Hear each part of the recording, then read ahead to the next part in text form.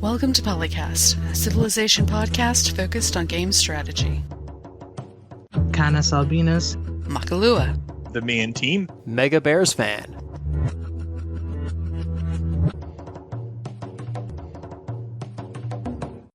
This lateness brought to you by the lady in front of me who decided to order 3 gigantic frappuccinos. Good lord. Food delivery stuff is a pain in the butt as well, because I have lost count of the number of times where I've gone to a fast food restaurant that has 2 people working at it for lunch break, and like a sub place or something, and they've got an online order for 20 subs. It's like, oh my gosh, really? To be fair, I don't think our sandwich experiences are too crucial. No, but You'll you find it funny. Slice of life stuff is good for establishing a connection with the host. True. Makes them feel more like people instead of talking heads in a box. But that's what I am.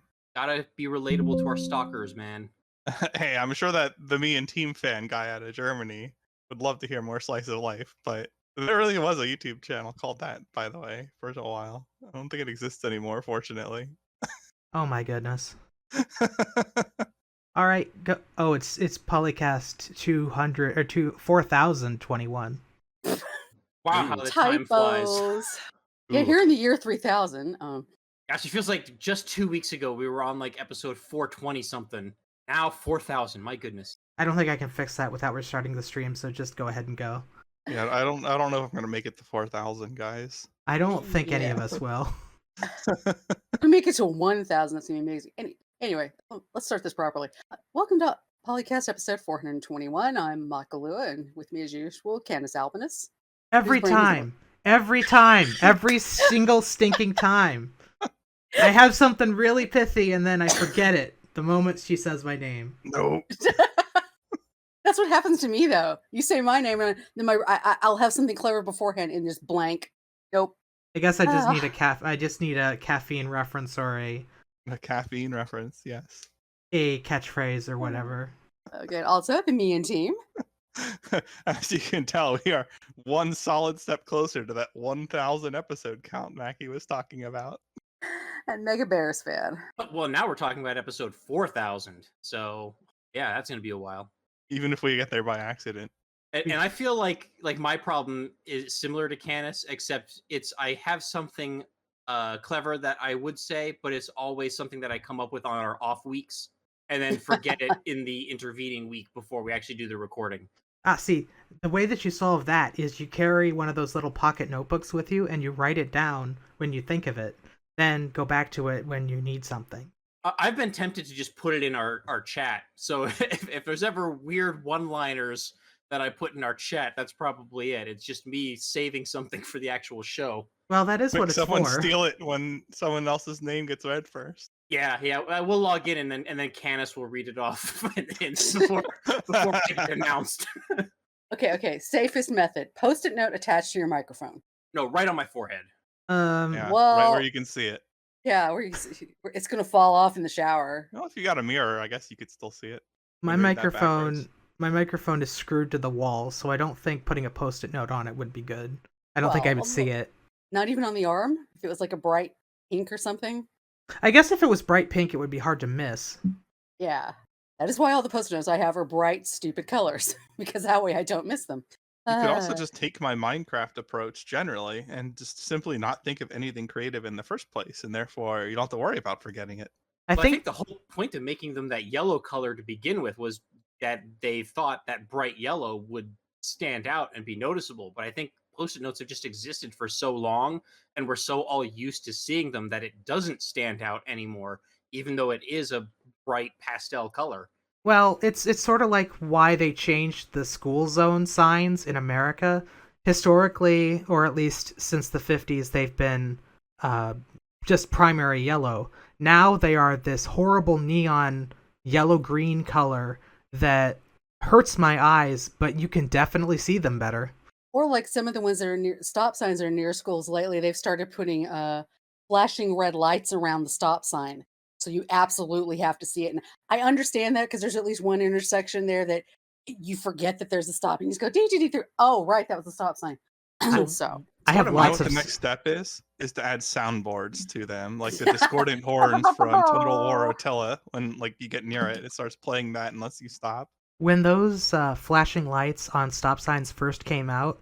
The county that I live in was one of the first ones to install one because my dad was commissioner at the time, and he was sick and tired of having to listen to people complain about all the people that kept dying on the road that intersects one of the state highways with the biggest high school in the county, because people would come up there and just not stop. So I really now get we have annoyed tons with- of them. I really get annoyed with the school zone signs here where I live that say when children are present, as opposed to just like telling you the hours that the school is operational. Because now it's like, well, if it's like a Sunday, but there's a kid crossing the street, going to like a park or something, like, is this now a school zone because there is a child present? That doesn't really mess with my head. I just assume there are children present.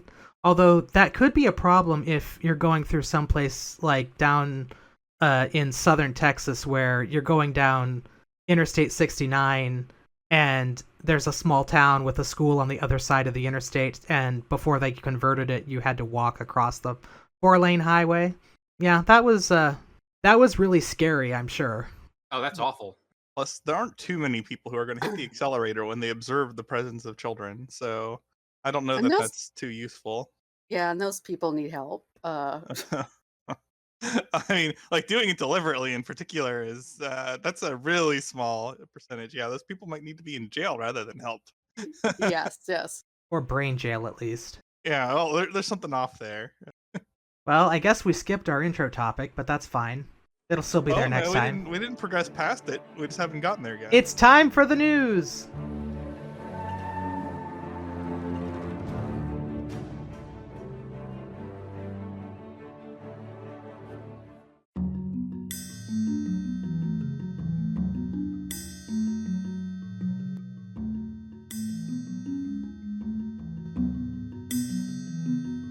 What? Okay, well, You're up. I guess it's time for the news then. There's a patch. It's 41.32 megabytes. This is a very small patch. Yeah. Well, that is pretty small for a patch these days. And if we're like installing an update for a game in like 1991, we're like, holy cow! Like, how did we get that on the disc? But yeah. It's also a mystery patch since it was apparently undocumented and no one really knows exactly what it does. Launcher upgrade. No, it wasn't that actually. One thing that we found that is true after the patch is that Elizabeth's Great Admiral ability that would not happen properly has been corrected, and the specific details in the tooltip have also been updated to reflect that it works now. And apparently this required them adding some new flag to the game code or whatever, because people found it. Yeah, the Civ Fanatic forum in general is pretty good at digging into stuff and finding what actually changed. I wonder Yeah. if there were also supposedly some new fixes for like the music stuff, because I remember after they patched the music stuff, like with the last patch, people were still complaining about things not working, like the correct songs not playing at the right time. So I wonder if maybe they just silently pushed out another patch to try to fix that, and it also included a couple other things. Who knows? I find it weird that they didn't like say, "Oh, hey, there's a little update. It's just to fix a single thing." Yeah, Yeah, even if there they should just, be a like, change log generally to patches, and people on the thread are commenting on that. Like, it's not that much work to like write down that you fix something after you did it.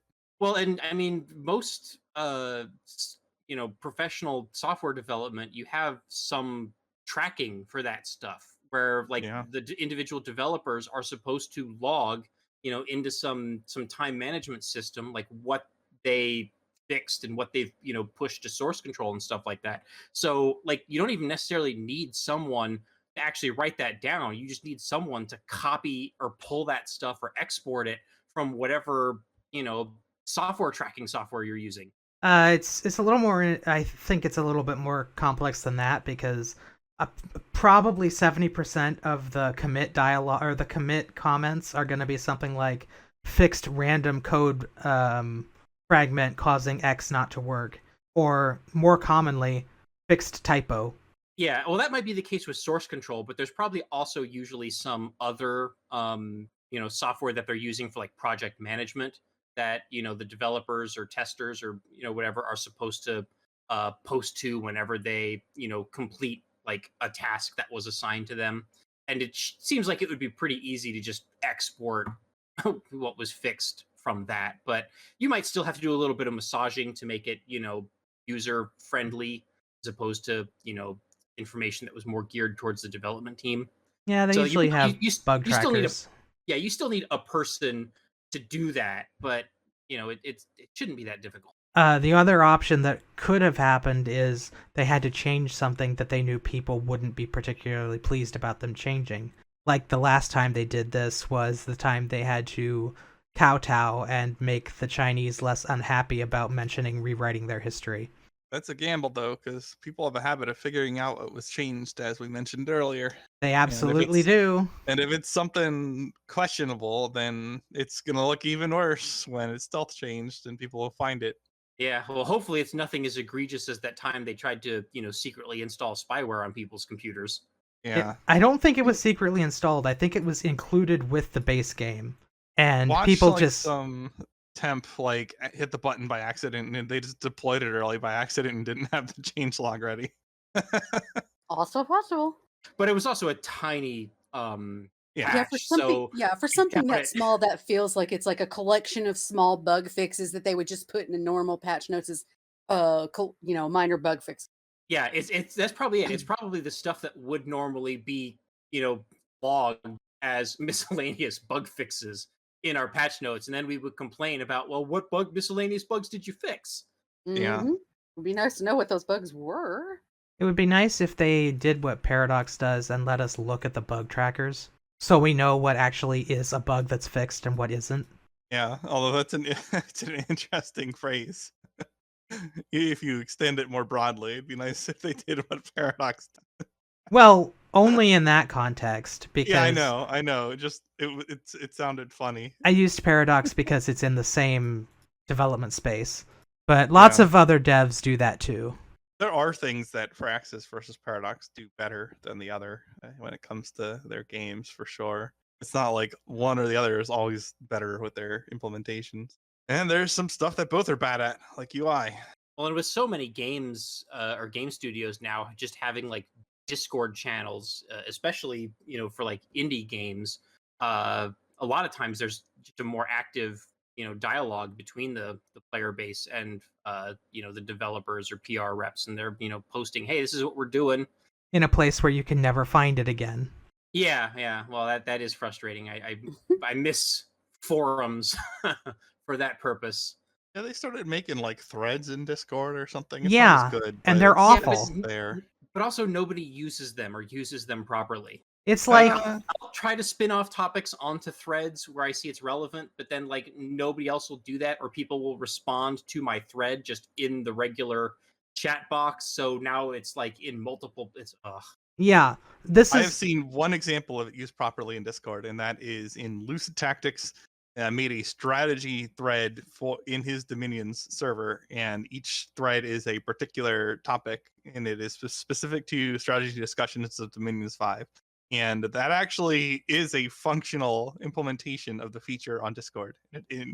While not perfect, it works, and it's pretty similar to a forum at that point for that specific use case. And that's the only time I've seen this ever. Well, that sounds like the hero we need. So if you're a Dominions player, that's something that you could benefit from. Good luck if it's other things. I have said this a number of times to the people that, like, I have family who are in game development, and I told them, you need to make a forum and not a Discord server only, because if you don't put it on a place that Google can find, nobody will be able to find the information. And information put in Discord servers is often transient, hard to find, difficult to compile, and you can't follow the conversations because they're all happening in the same boxes. And they were just like, no, we're going to use Discord. And I just kept asking them why, and they said they basically couldn't come up with an answer that was satisfactory. They basically said, because forums are old. And I just wanted to say, guys, the reason why forums are old is because we figured out how to do this 25 years ago plus. and it works the best way that it was possible. The only thing you can't really do on a forum is have a voice chat. But you don't need the forum to do that because you have Discord that you can use voice chats in. Yeah, and there's certainly Discord's better for the live texting stuff too. Like Yeah. I was going to just like say fast conversational stuff. Yeah, there's some value to the stream of consciousness conversations that happen on Discord, but like you can have that and also have like a forum with threads that's easily searchable.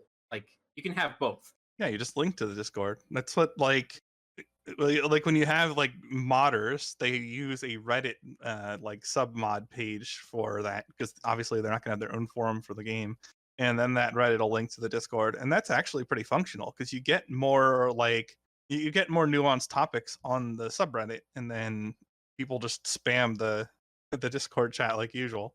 I had a thought and it got eaten away.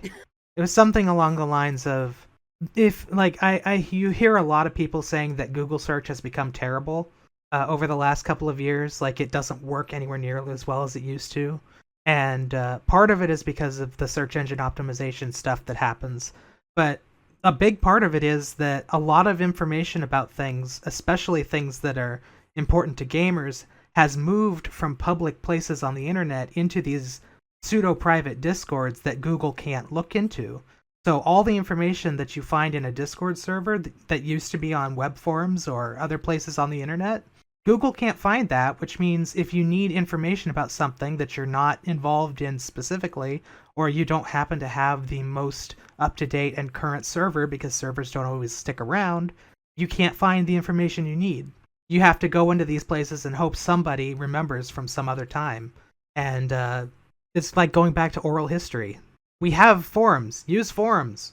I've also found that Google's not particularly great about handling tweets because there have been times where I've tried to do a Google search. Like I remember reading a tweet from someone, and I in some cases I even remember verbatim what the tweet says, and I would type that text in quotes, with Twitter and the user's name, and Google would not find it because they don't have access to it.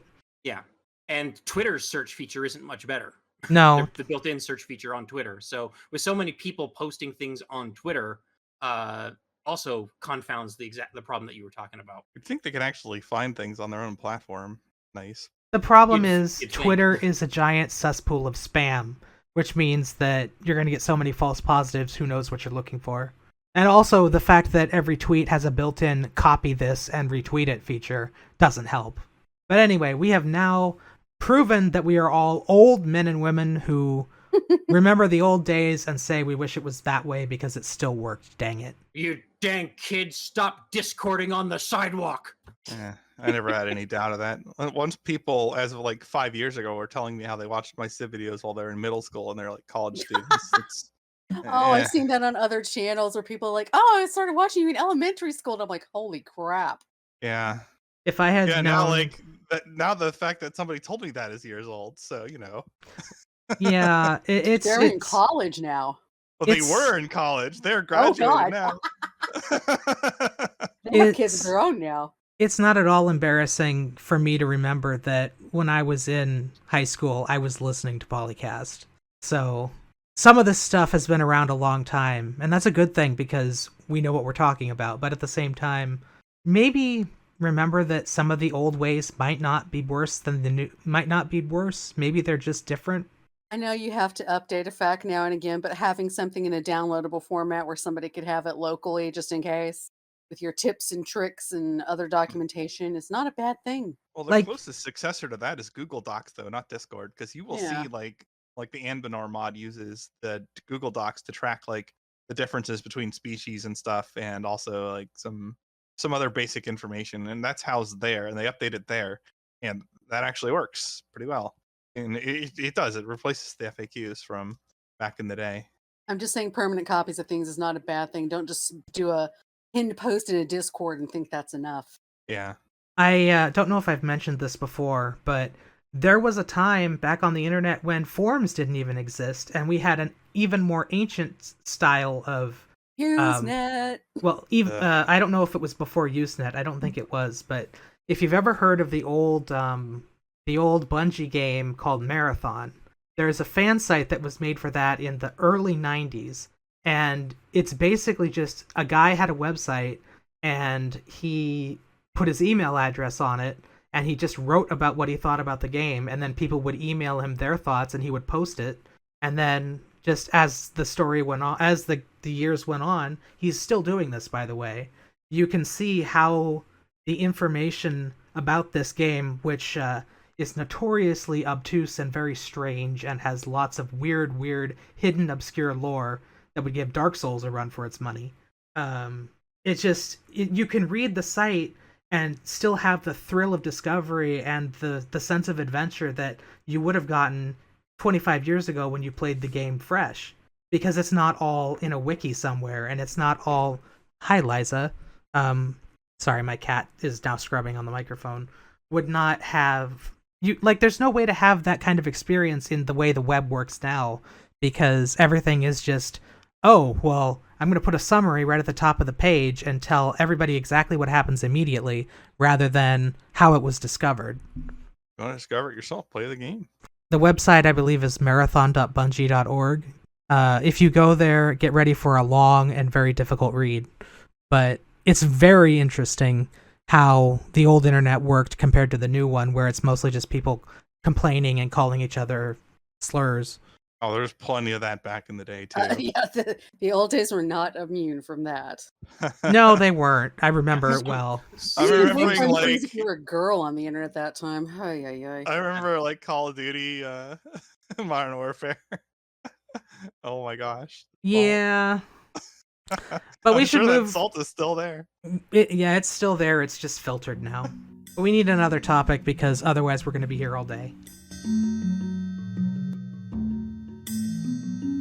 Yeah, I think it's about time we remind people that we're a Civ podcast, not a Discord podcast. So a related topic here is we also have a bug report. This is courtesy of Grumbo Mumbo on Civ Fanatics. And there's no replies to this yet, so this is a pretty fresh topic. Anyway, Grumbo is saying that they and their friends are having issues where Civ 6 is running in below normal priority mode, which apparently means that they're having a lot of multiplayer desync issues, and even in single player, they're suspecting that CPU turns might be taking longer because the background tasks that process them might not be getting CPU priority over other tasks that the operating system is running in the background. And they've tried going into Task Manager and elevating the priority of the game, but then as soon as they Alt-Tab back into it, it just goes right back to being below normal. So if you're having performance issues with Civ 6, either on single player or multiplayer, maybe open up the Task Manager and check and see if you're having this issue too. There apparently has been notice from 2K that this is a problem and will be fixed soon. This might have even been something that was fixed in the patch. I don't know if the patch came before this or not. But yeah, running your program on lower priority does absolutely make a huge difference on what your computer considers its necessary power to be. Yeah, I feel inclined to blame the launcher. It might not be the launcher's fault, but I want to blame it anyway. Well, we can blame the launcher for everything. Perfect. But yeah, it's pretty amazing actually how big a difference that makes. Because you'd expect a setting that you can actually access inside the Windows Task Manager to not be particularly good at telling the CPU what you want it to do, but it actually does have a big impact. Yeah, so hopefully that does get fixed soon, if it hasn't already been.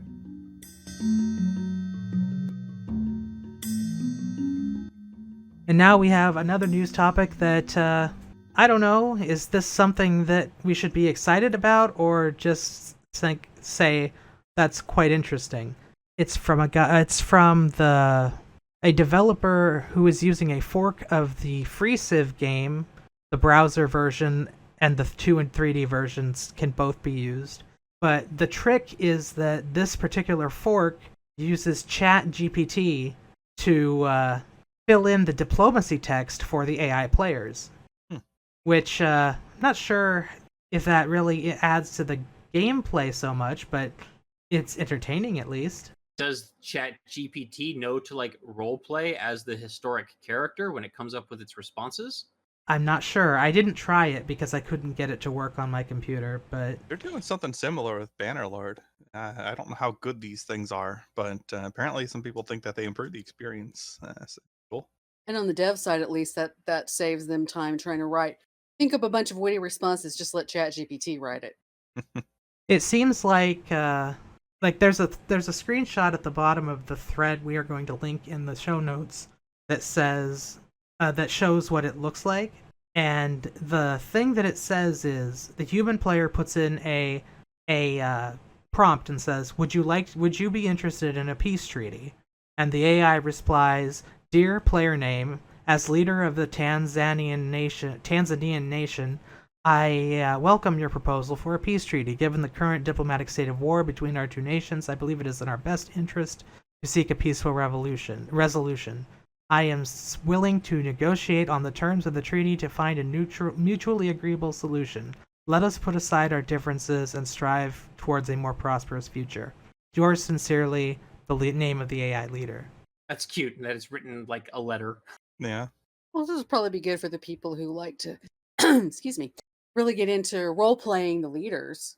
So if they wanted to do this as a continuing story and post it somewhere, at least they're not having to generate what the computer players are saying. So, assuming that the players actually are at war with each other, it looks like the ChatGPT is at least aware of the game state, or at least the diplomatic state Well, of the they game. get it implied from the request for peace, though. So it may or may not be. It could just be inferring that from the peace. You're right. So that's kind of my question. I'm saying, assuming that the players are actually at war, because like, what if you're not at war and you ask that question? Oh yeah, that's true. Right? Like, would the AI respond like, we're not currently at war? Would you like to be at war so that we can make a peace treaty? Because that can be arranged. Why do I suddenly have a vision of Clippy of like, you're about to declare war. Would you like help?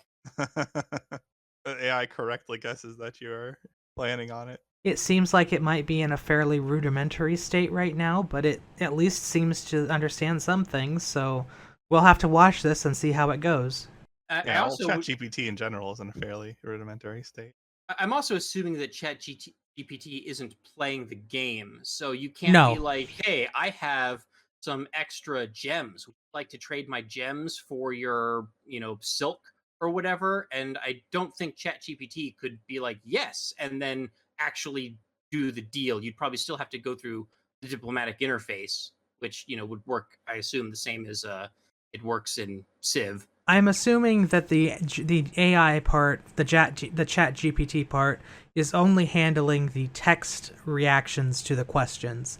So I'm sure the diplomacy AI is the one who's deciding whether or not a trade is valuable, but ChatGPT is the one who's taking the AI or the diplomacy scripts, say, okay, this is okay, and the ChatGPT says, okay, I have been told that this is okay, so I will now make a flowery and beautiful declaration to X leader saying that I can accept or decline these terms. Yeah, like with enough robust hooks into the diplomatic AI and the game state and stuff like that, like I could see a lot of really cool uses for an application like this. Like, for example, hey AI leader, what would you be willing to trade with me? And then actually getting a response in English about the things that the AI would actually be willing to trade and what they would want you to trade for them, as opposed to having to do the complicated trial and error process that we have to do now, where you put something on the table, propose it, and then get rejected, and then have to edit the deal, propose again, get rejected again, until you find something that works. Or you have to click the what will you give me for this, and then they just give you like total nonsense, and sometimes they still reject the deal anyway. So note that you don't need ChatGPT to do that. You could have like a list generated of things that the AI is willing to consider. But if the ChatGPT could also give you like options as well, like as opposed to just like a single the game list, could do that without ChatGPT. Sure, yeah, the devs don't care to, but yeah, it would be nice for sure. Yeah, and ChatGPT could utilize like those types of things to make it look more like human. Or gosh, even something like, oh well, all of our luxury resources are currently bound up with trade with another civ, but those deals expire in 10 turns. So come back in 10 turns and try again. Maybe they'll be available. Can I Or just it have a looks at the- Secretary of State tell me that? Or it looks at the number of grievances, like in Civ 6, if you put it in there and it's like, no, get out. We're not trading with you. I don't think we're quite that advanced quite yet. No, but it would be humorous if said it, because all of these have been very all of these ones that we've seen are very polite. It's like, okay, where's the rude ChatGPT where it tells you just to get out? We don't like your people. They're like throttled.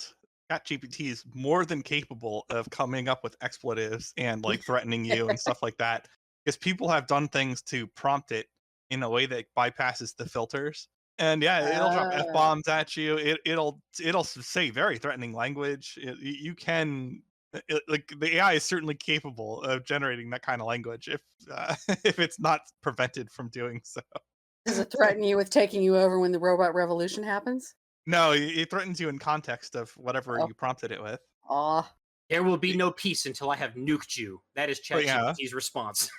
Yeah, it looks like something you might get out of an Xbox 360, like Xbox Live message from somebody you'd beaten and they didn't like the way you did it. It was that kind of message, and it was pretty convincing and pretty convincing angry message. So it Yeah. can be done.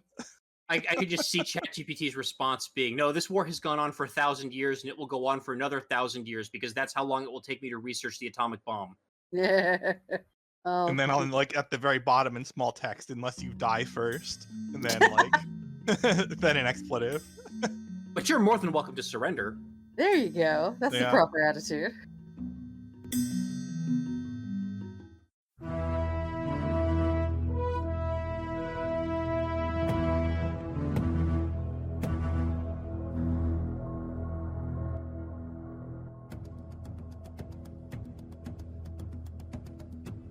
We don't actually have a forum talk topic this week, so let's move on to our research lab stuff. Now, over on Syphonetic Zantenhall, I'm guessing username pronunciations.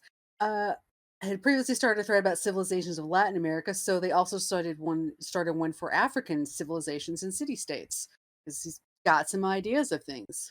One in development. He's also got Ashanti and Egypt filled out, and Madagascar, Nigeria, and Swahili. So it's 5 already, and he's filling in things as we go.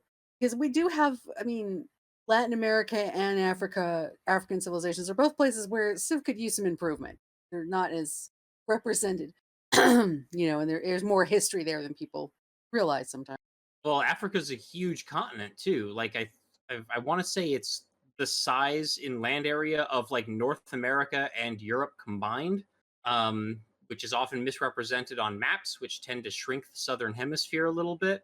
Well, And that's represented here by the fact that like this is almost an entire Civ game's worth of civs that this user is proposing just from Africa. it is true that there's a lot of land in Africa, but there's also a lot of land in Africa that's uninhabitable, like the Sahara. Like, there are pockets of development in the Sahara, but most of it is just empty. So, it is big, but it's not like Asia compared to America or something. Yeah, true, but it is still very big and very diverse. It's much more diverse. Mhm. Absolutely. It's also hard just because like a lot of that just wasn't documented for history, so like there's nothing to work with for design to like make stuff up. Well, there's things we do know. Yeah, for sure. I just mean like it's a lot harder. So the first one on the list that is listed as in development is Amazigh, which is, I believe that's one of the groups of people that lived in North Africa during the Roman times. The ones that the Romans called Berbers, but I don't think that's the proper term for them anymore. So like pre-Islamic Morocco and Tunisia type areas. And the Ashanti are closely connected with the Ghana people. So I don't know why they redid Egypt, because Egypt already has 2 leaders. Unless they were they want a different Egypt, I guess, or Maybe they just didn't like in-game Egypt. That's what I'm thinking.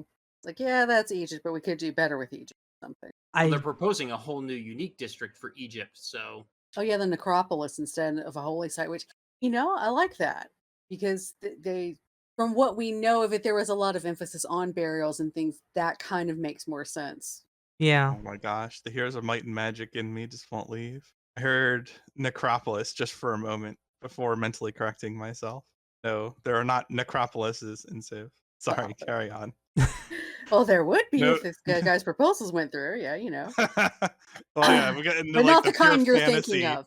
if we get into the pure fantasy stuff, then sure, we can have necropolises and necromancers and undead nonsense in our Civ game, sure. That's what mods in other games are for. Yeah, well, you had like something in Civ 4, right? Didn't Fall from Heaven have some stuff like that? I Yeah. don't know if they had necros specifically, but Fall I don't from know, most Heaven games had tons of stuff in it. yeah, and most games that have like high fantasy elements will throw in some necromancers. Why not? Oh, dang it. We'll carry on. Oh, also got Madagascar, which is something I hadn't seen before. Got As like a Civ, like Yeah, not the like Kingdom specific of nations Madagascar. from Madagascar, just the No, island well, generally. at the bottom of the note down there. It says the King of Madagascar or the Kingdom of Imarina occupied the central highlands of Madagascar. So there was a Okay, small kingdom. so, Yeah, so they're Eastern. picking one of the nations from there. Yeah, Yes. I wonder if they'll take like elements from multiple different places there Yeah. over So time or something. yeah. There's only one leader in that one. Oh, okay. So maybe they are just Imarina in practice. And we won't have some nonsense like the Indian nation having a Mughal fort as one of its things. But I Or there mean, if Firaxis can do it, then why couldn't you do it for Madagascar? I guess. there's Nigeria in here, which a unique building is an oil company. What? I guess that's Huh. meant off of modern Nigeria, but Well, yeah, anything that's using oil like that would be relatively modern. I think in humankind there is a Nigerian culture that is like an industrial or modern era culture that also has unique bonuses for oil. So they might be inspired by humankind's depiction of Nigeria. yeah, because their unique unit is replacing a mech infantry. Yeah, it's gotta be. Yeah. We're looking more and more modern here. +5 combat strength and fighting barbarians are units of free cities. Oh. What a bonus for an endgame unit. What the heck? Well, the What a free cities troll. one I is love kind it. of important, maybe, because, Well, do but keep in mind though that barbarians in Civ 6 would also include things like the partisan rebels that spies can spawn in your cities. yes. So, like a bonus against barbarians isn't necessarily completely useless in the late game. Okay, but like that's not going to be the stuff that's actually challenging to get rid of in Civ 6. True, Because like by then you can have artillery in all of your cities while but it, still like fielding an offensive army really easily if you want.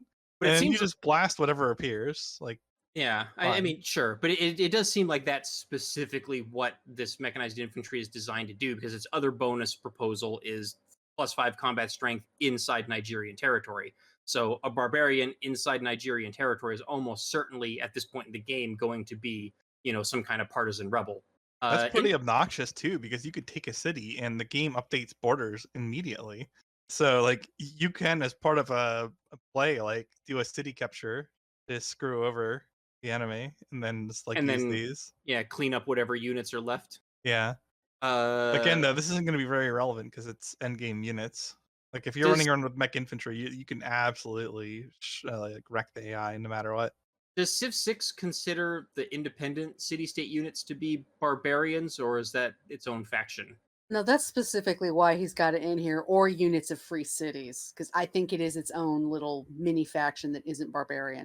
Okay, that's what I thought. I just wanted to make sure. And I was reading through the oil company thing, and at first I was a little worried, but then it's like, however, this building doesn't receive any extra bonuses from city states and policy cards. Okay, this is not so bad then. Because it's like it replaces a stock exchange, but it was gonna +5 gold, 2 extra gold per specialist in the district. All the oil sources in the city generate 4 gold and 2 production. Each oil source in the city accumulates an extra resource and gains 7 extra gold when powered. But it doesn't get all the multipliers, so that's not insane. Well, the extra oil resource is pretty cool because that's something you can also sell, trade. Oh yeah, and you'll fill up faster, especially if you're building a lot of oil-based units. Back to that is +1 for Egypt. +1 culture, +3 faith, +4 loyalty, extra great profits, extra culture for adjacent world wonders. Okay. Build your pyramids right next to the necropolis. +1 extra culture for each new era since it was constructed. +1 extra faith for each great general activated by your empire. And all the culture goes into tourism after flight. Just going through and reading all of them. They're all well thought out ones. It's not that nothing seems silly. Because I've seen things with mods sometimes where they're just go absolutely berserk with things. Yeah, there's some pressure on modders. They make things overpowered. Well, based on the last few rounds of DLC, it seems like there's also some pressure on the developers to make things overpowered. Yeah, well, that's true. Made exit. Grand Columbia, anybody? Oh gosh, yeah. And even after they nerf, some of them are still a little overpowered. Yeah, remember when Grand Columbia first came out and like all the unique general bonuses stacked with regular generals? And actually, does it still do that? No, I think they did fix that. There was also Australia in the beginning they had too much of a bonus for the beauty stuff, and they nerfed that. Still kind of overpowered though.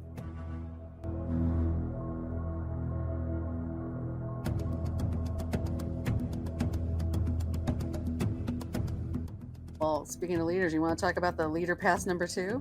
Well, this is more of a proposal thread than an actual thread. So before we get our hopes up too much here, started by Space Cowboy. It's a list of things basically he'd like to see in a second leader pass. So some American presidents. You want to see apparently Jefferson, Eisenhower, and Reagan. Those would those would be interesting for sure. That last one's going to cause some ruffled feathers. I mean, it wouldn't be worse than some stuff we've seen in Civ in the past, but yeah, some people wouldn't like it. Roman rulers, Lucius. Oh my God, I'm gonna butcher this if I pronounce it. We'll just go Lucius Cincinnati. There we go. Julian and Urban II. Ancient autocrats, Hammurabi and Hannibal. That's not how you spell that. Hannibal. Yeah, I'm pronouncing it that way because that's how he typed it in the thread. Like, rather than EL, it's LE. Well, it might also. Yeah. I wonder if that's maybe closer to the non-anglicized spelling. Maybe like Heracles versus Hercules. I like it, Hannibal. Like I don't know what that's like. Ragnar, of course, for Norway, bringing back Civ 4 favorite. Modern leaders, Meiji and Khrushchev. Really? Speaking of ruffling a few feathers with the Khrushchev, oh boy. All right then. I do like the idea of having a leader from the Roman Republic as opposed to just imperial leaders. Yeah, I'm looking to see if any of these bonuses are like outstanding because I don't want to like go through the list and just read off like everything. Although I don't know if Lucius is actually a Republic leader because his ability is being proposed as dictator as opposed to like emperor. So I'm assuming this was, an autocrat from the Republic era, but I could be wrong. Okay, so Eisenhower's sounds like you could abuse the heck out of it, which would be fun. Yeah, because the proposal is that kills during joint wars grant alliance points, and if you get military unit kills during a war which costs 0 grievances, you get diplomatic favor. And all alliances also have the benefits of military alliances. Yeah, so you'd really get a lot of benefit from milking the AI, and that would not be a very good bonus for single player for a multiplayer, but it'd be amazing in single player. The giving all alliances the benefits of a military alliance is kind of might be a difficult thing to get working properly because like the reason that the military, there's one of each type of alliance, including just one military alliance, is that if memory serves, it also serves as a defensive pact. And so if all of your alliances are defensive pacts as well, then you get those situations where you can have 2 players who you're allied with that declare war on each other. And now it's like, well, which one do you honor as for your defensive pact? Yeah, that's true. So that might not technically be feasible with the way that alliances work in Civ 6, but I don't know, who knows? The Reagan one is busted. You just need to tune down the numbers here. There's too many things that are too strong. Like an extra charge on great merchants, double benefits from industries, corporations, unlimited number of industries and corporations per city and resource type. Like it's too much. Yeah, like you can use that as an idea, but like that, Yeah, there's just that too many. There's too many and too much coming from that. Maybe 2 instead of 10. yeah, it's like we know the 1980s economy boomed a lot, but this is in relative to Civ terms, this is a bit much. Yeah, and I mean the 1980s economy boom was like the only one in history or something. And like those are absurd relative to other Well, economic bonuses. So yeah, I wasn't mean it you would take that idea and tune it down basically. wasn't it also immediately followed by a recession? Well, there was a recession during it, but it lasted until 2008. So I don't want to get into economic history because it's very boring, but the stuff that Reagan did largely influenced the next 30 years in terms of economic growth, but along the way there were tampering that was done by other presidents and other Congresses that eventually caused a pretty big banking problem in 2008, which most of us remember. So it's a complicated topic that nobody cares about super much in a Civ game. Oh wow, Julian's bonus. Cannot found a religion, but each city founds gets to pick its own pantheon belief. What the heck? And I it's kind of, And I it's a kind of whole wish separate list, though. Yeah. I kind of wish that was just the way that pantheons worked, because like it is a pantheon, so like you should have different beliefs in different gods. I think it would be kind of maybe a Yeah. cool idea for Civ 7 would be that each city that you found gets to choose its own like patron god from a pantheon list, and then like maybe when you convert to a religion, maybe then at that point you have to like pick one to be the one god that your whole society worships. But yeah, it'd be cool to be able to pick multiple pantheon beliefs within a single Civ, because that's like how pantheons work. Like you look at like the ancient Greek city states, each city had its patron god or goddess. Civ context though, this is super strong, partially because it's a separate list. So the other civs are not going to be stealing good pantheons from you. And you Mhm. can then just place cities according to pantheon bonus or pick pantheon bonus according to city. Yeah, And yeah, I mean that's a very useful bonus like almost immediately in the game. So that'd be pretty fun to play with. And the post here at least says that they would be using the same abilities just with Roman deity names for this. So yeah, actually that's a cool bonus. yeah. If in Civ 7 we had a separate pantheon pool as opposed to the bigger pool when you get into the proper religion, that would be good. And being able to reuse it on different cities instead of somebody takes goddess of rivers and lakes, and you think there's only one goddess of rivers and lakes? I mean, come on. Pretty sure Yeah, every that's culture had true. one of those. Yeah. Not every culture, at least a lot of them did. Making it exclusive to one civilization on the map is A definitely little odd. bit. I don't know who Yeah. Urban II would be a leader of, because Oh, apparently Rome, according to this thread. the Vatican may be in Rome, but it certainly isn't Rome. Oh, they're just putting it here. I mean, I guess that's where you put it. Also, you can't gonna use use Deus Vult because European fascists are using that. So apparently, that's not allowed anymore. You absolutely can. Screw that. They're not gonna let like a randos dictate history. and I agree with historical you, usage as but terms. the censors won't. Yeah, well, the censors can join the bullcrap people using it that way, and they're being disregarded. I don't have much respect for either, so I mean, why should I let either inform my preferences in the game? Screw off, both of you. You're good for each other. Go in that corner and fight it out. Do you like seeing Meiji for Japan? Because that is a big part of the restoration and stuff era. That is a big part of Japanese history, and that's not been reflected previously, I don't think. It's interesting to have the -5% science before they hit industrial, and then getting +5 science, and then eurekas towards technologies possessed by other civilizations if they have a trade route with them in the industrial era. Because that's how Japan caught up and surpassed, in a sense. They started learning from everyone else around them after being isolated for so long. Then suddenly, hey, we're ahead of you now. I think there's an issue with that because I think they sort of have a similar view of Meiji that Germany has of a certain dictator. So Oh, I don't know if that's accurate or not, but I remember reading it somewhere in some thread. Maybe it was because they were the start of Imperial Japan, maybe? that could be. Yeah, their technological advantage did prompt or make possible, I should say, invasions that they couldn't do previously. Although they tried throughout history. Yeah. Wow. Yeah, so like the fact that they did it again was probably just because they could at that point, rather than anything else. Check out Khrushchev's ability. Building a uranium mine automatically completes the Manhattan Project. Ridiculous.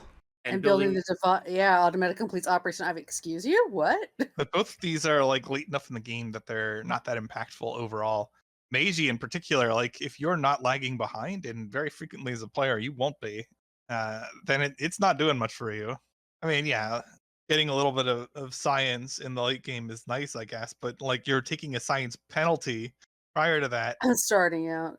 and you have to Well, wait until industrial era to get your Eureka spam.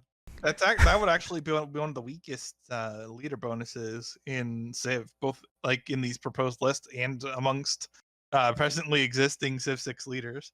Not I that would. there's a problem with having a weak leader. I'm just saying that actually would be very weak.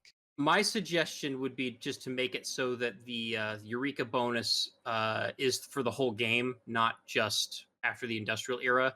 So throughout the entire game, you can use your trade routes Oh yeah, in order that would make it as fine. as a catch up mechanic. So your general research would be slowed, but you'd be able to catch up and keep parity by using trade routes and diplomatic treaties and stuff. Yeah, well, in practice, then you would be constantly like on par with the best researched nation in the world, because you would just send trade routes to and play nice with that nation, whoever it is, like probably Well, Congo or It'd something. be the whatever's the most advanced civ that you would have contact with, because at the beginning of the game, if you're on like a continent's map, you only have access to the civs that are on your continent. You can't trade on the other continent, and if all the techie civs are on the other continent, well, then Yeah, it's you're not that you're hard to stuck go with what you find them got. though, or whatever. Like, and having every Eureka is a pretty beefy, effective bonus. It would far outstrip the -5%, I was which gonna is say, fine. Like that's good. That would actually be a useful bonus then, rather than just mostly a penalty. I want to go back and talk about Khrushchev because the idea that the Soviet Union was actually capable of completing the Manhattan Project is ridiculous. They didn't complete the Manhattan Project, they stole it. Yeah, getting the instant unlock it's an interesting pick for If you want to have Khrushchev in the Khrushchev. game, give him a spy-related bonus, considering the amount of stuff in Soviet history that was either bootlegged, stolen, or outright sabotaged by the Soviet Union. Yeah, I mean, Something like 80% of their spy products ops were like were famous. exact rip-offs or something like that. yeah, boron instead of the space shuttle.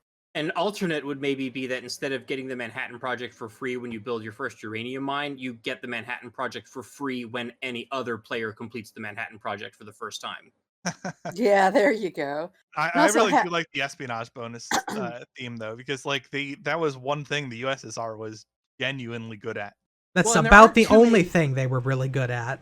And there aren't too many civs in the game that have espionage or spy related abilities. Like the only person I can really think of is I think one of the French leaders, and even then it's just kind of like a passive diplomatic visibility thing. Like it's not a bonus for your actual spy units.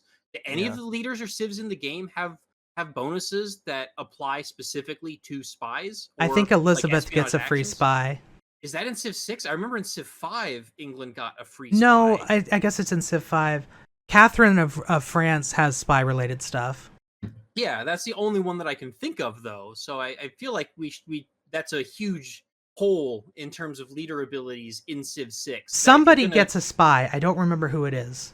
Maybe, yeah, I don't remember either. But yeah, it's if you're going to put in modern Russian leaders, I definitely would agree that some kind of espionage or spy related ability would be a really good fit, not just for the historical context, but also because it fills a gap in leader designs in the game. I think it would have to be Khrushchev because he was the only one that was at all interested in human rights. But, then again, he was Soviet, so not much. Also, Khrushchev is the most entertaining because he's the one who went to the UN with his shoe and said, "We will bury you," while at the bottom of a hole. And also half-cost encampments, industrial zones, and spaceports. Especially that last one is like, at least the bits I know of their program, wouldn't it actually be more like you have extra costs just because some of the money went to the friend of a friend, kind of a thing. Well, Well, that's the that's Russians beat the U.S. in most Yeah. up until Well, the moon landings. So getting up there, but then as you're pointing out, that's only up until a certain point, and then you go further into it, and the U.S. got ahead. And it's like, but why is it a half? Why does that translate to half cost spaceport? Why isn't it like accelerated research on the space related tech or something? they have because half price spaceport, but double the cost of the actual projects in the spaceport. Yeah, there you go. because if we look at the Soviet space program, they started about 10 years earlier than the U.S. did, and the U.S. still beat them in the end. And also, their stuff kept exploding. Yeah, see, that's why I'm thinking, why doesn't it cost more? I know things exploded. It's like, We built a rocket as big and powerful as the Saturn V, but we couldn't get it off the ground. I'm forgetting the name of that one. But I don't remember the name of it, but I've seen a poster type thing that shows all the different rockets that different countries have put together and the relative size of them in comparison to our modern stuff. And yeah, there's that gigantic Russian one, but it has the asterisk of, yeah, this actually never launched properly. I think they only could ever build one before they ran out of money. Yeah. And it exploded on the launch pad. Meanwhile, the US launched, 8 Saturn Vs at least, and only one of them malfunctioned, and that one wasn't even fatal. Yeah, the Soviet technology in general is a really interesting rabbit hole, but you very quickly realize, oh, this is just a rip-off of something the West did. Or, oh, they literally made it as simple as possible because they didn't know how to make it work well. Also, it took you a year to get a TV if you wanted to buy one, and they had a tendency to explode and burn down apartment buildings. So no, you do not get it. Or if you get a half price spaceport, your projects are more expensive. Well, it's really hard to do cutting edge experimental science when you have the threat of death hanging over your head if your experiment doesn't give the results that the politicians want. Sir, we can't bend the laws of physics. I don't care. Do it anyway, you're dead. anyway, enough anti-Soviet rhetoric. Well, it's not that. I'm not meaning to be anti. I'm just, from the things I know, I'm just like, hang on, half price spaceports, what? It is That was all that was? absolutely fair to be anti-Soviet, but it gets old after a while. Who else haven't we talked about? I mean, I covered the stuff that looked outstanding to me, either for good or bad, in terms of just the quality of the bonuses. in Why the is context of Hannibal their- listed as the leader of Phoenicia? That's wrong on so many levels. Where? This is Carthage. Phoenicia is not Carthage, though. Oh, I see. Okay. Carthage It is... was- Yeah, they're basically the same. That's like saying that the Romans are the same as the Greeks. Yeah, They have the same gods. It's just different names, right? you understand. I will be fair. At my Midwestern tiny school in the middle of the field, they literally did teach us 4 weeks about ancient Greece and then covered Rome in one day by saying they did the exact same thing the Greeks did, which has lots of problems to it, but it was a school of 25 people per class. There's not a lot they could do about it. Hey, they wore robes and invented democracy. I mean, what more is there to say? Yeah. Oh, and they really liked columns. You now know everything you need to know about ancient Rome. Nothing more to see here. Absolutely. I kind of like the Louisiana purchase thing they did with Jefferson, where it's 50% off the gold cost of purchasing tiles and then 50% off gold or production costs for recon units, and your recon units gain XP faster. I mean, Yeah, they can Yeah, actually it's get got a to little those. bit of Civ 5 to it. They can actually get to those good promotions before they die. exactly. They can do that in the context of Louisiana purchase, then you can expand your cities faster with gold. Yeah. We're not going to wait for the culture to catch up. We're just going to buy it all. I'm trying to think if there's a better way to represent Jefferson, but that's pretty good, and it's pretty neutral, too. Yeah, I can't poke holes in it for being overpowered, and I can't say it's not historical. And it doesn't make anybody who's rational super upset, so I think win-win-win. I disagree. I want to make people upset.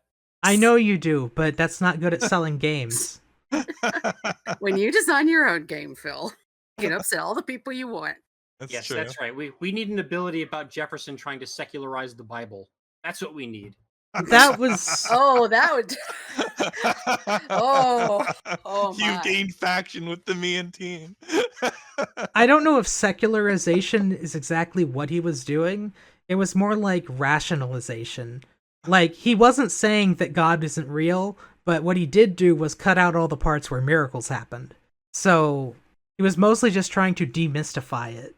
I've actually read the Jefferson Bible. It's interesting. I own a copy of it as well, and I haven't read through the entire thing, but I read through parts of it. Well, I think secularizing would be even better for trolling purposes, though, if that's the goal. But Jefferson You wasn't can about... misrepresent his. Like, Jefferson's legacy with regard to separation of church and state is fraught because he didn't believe in that in the sense that we currently know it. But that's a whole nother topic. Basically, he wanted to protect the religion from the government rather than the government from the religion. Well, that was kind of topical to their time. It was, absolutely. But in today's world, we've forgotten that.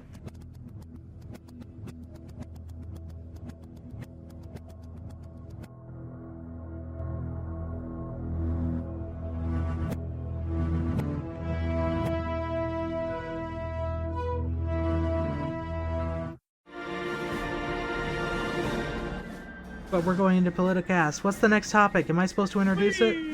Or maybe we should just hang up our crowns, as it has been quite a while. You'll never get me to hang it up. So this has... Huh? Go ahead. This has been PolyCast episode 421. I am CanusAlbinus, who had a phone call in the middle. Dang it. And we are joined with Makahlua. Whose tablet decided to autoplay an ad very loudly. Thanks for that. TheMeInTeam, Always fun until you're done. and MegaBearsFan. Well, speaking of ads making the show difficult, I had problems reading all these Civ Fanatic topics because some ad the page was trying to load kept causing the page to freeze and give me that "do you want to wait for it to respond" dialogue. So that was a big pain. Stupid internet ads. It's late, but I can still make the run. We severely messed up in not. No, we Making didn't. We reference. did the exact correct thing. Now Canus is happy that we didn't do the thing. We had to do the thing, but we failed. Failed in our mission. Mission failed. We'll get him next time.